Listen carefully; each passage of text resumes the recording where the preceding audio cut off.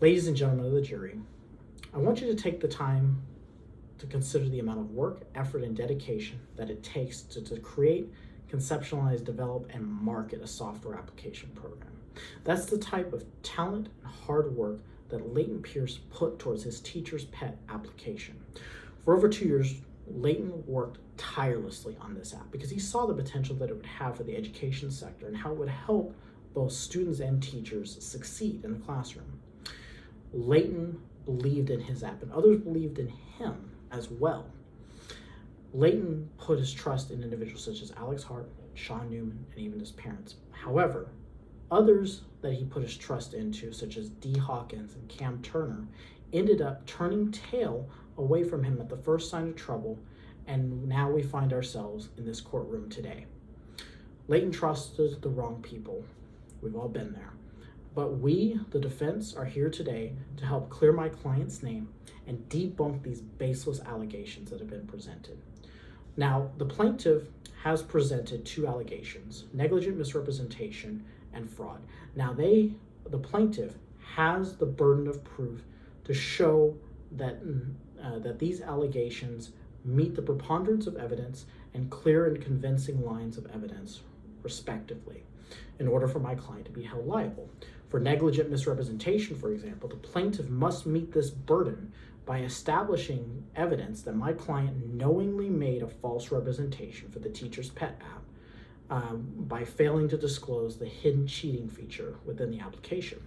However, the plaintiff fails to meet this burden, as the only evidence the plaintiffs have to offer for this accusation is that of the words of one uncorroborated witness, Cam Turner, and a supposed expert witness, Jordan King, who couldn't even tell who created the WASP code in the first place.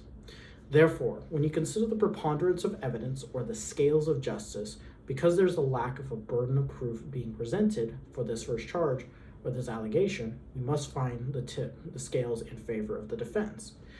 But this does beg the question, who could have created this cheating feature?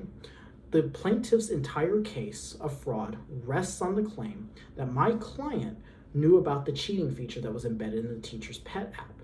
However, we, the defense, have presented testimony that confirms that the WASP code is meant to blend in with the source code and is intentionally difficult to find, even for the architect of the app, which is why even CTI's own tech analyst under Exhibit 4 couldn't find it. However, Layton did have someone on his team that was supposed to find bugs and remove them. And who was that individual? Cam Turner. Cam had access to the source code from fall of 2014 all the way into 2016, so they had the means and opportunity. And by Cam's own admission, they knew about the WASP code and the cheating feature for 2 years. So given that, it's reasonable to state that Cam is as likely, if not more likely, to have created the WASP code and hidden it from Layton. Now, unlike my client, in which there's no direct evidence, such as texts, emails, or discussions implicating Layton about this cheating feature, Cam has been corroborated, though. In Exhibit 1, Cam posted online about the WASP code back in September of 2016.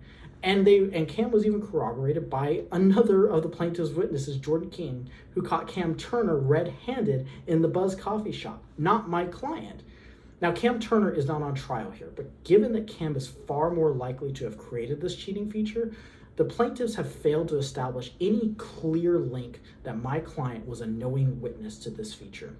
Otherwise, there would have been corroborated evidence that the plaintiffs would have presented during this court and this trial to link either Cam's actions to Layton's or to show Layton's individual actions or concealment.